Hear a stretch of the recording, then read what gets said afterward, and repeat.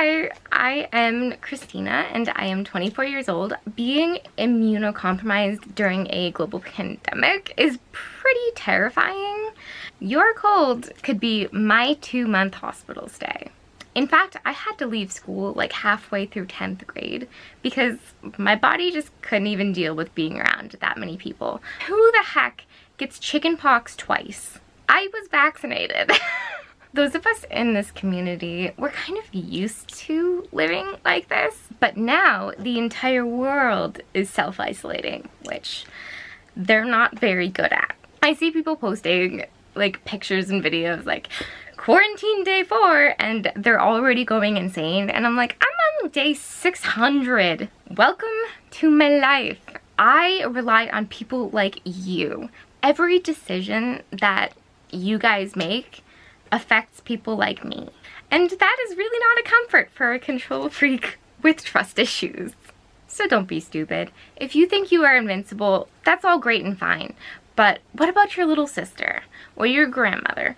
I mean, please. I have spent my entire life fighting just to have a chance. And I am not willing to give that up for your night of Jello shots that you don't even remember. And I get it. I like to have fun too, but you gotta ask yourself, is it really worth it? Have you ever had pneumonia? Have you ever been on a ventilator? Have you ever had a lung collapse? Because I have, and I can tell you, it is not fun. One of the things that really hurts right now is just how often I hear other people being reassured that, oh, don't worry, it's only the elderly and the immunocompromised people who are gonna die from this condition. You're gonna be fine. And I'm just sitting there like, first of all, no. And second of all, I'm just so glad that my potential death can be such a comfort to you. I think that what people don't understand about the immune-compromised population is that it really does not discriminate. We are talking about everyday people, people who have cancer, people who just had surgery, people like me who were born with a chronic illness. So I'm kind of barely clinging on as it is. And all of my medical care has been canceled. I rely on daily medical care.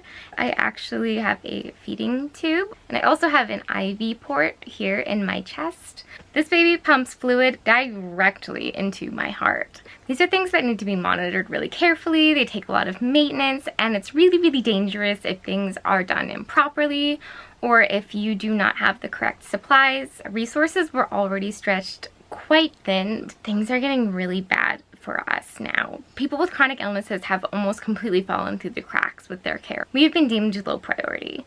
And being low priority means that if I were to get sick and I needed to go to the hospital, if it came down to me and another previously healthy patient and there was only one ventilator, guess who's getting the vent? Not me. And this is a real concern. We are having to start picking and choosing whose lives are more worth saving. Even though on Facebook we are constantly hearing about protecting the immunocompromised population, in real life, in practice, we are definitely not being protected and we're not being prioritized. And I am not alone in these struggles. I have made hundreds and hundreds of friends who are in similar boats as me. Some of them have pretty much no immune system at all. I am preparing myself right now to watch some of my best friends die. And I can't be with them. I can't even go to their funerals. Imagine that. Because it's not just my reality anymore. It's everybody's.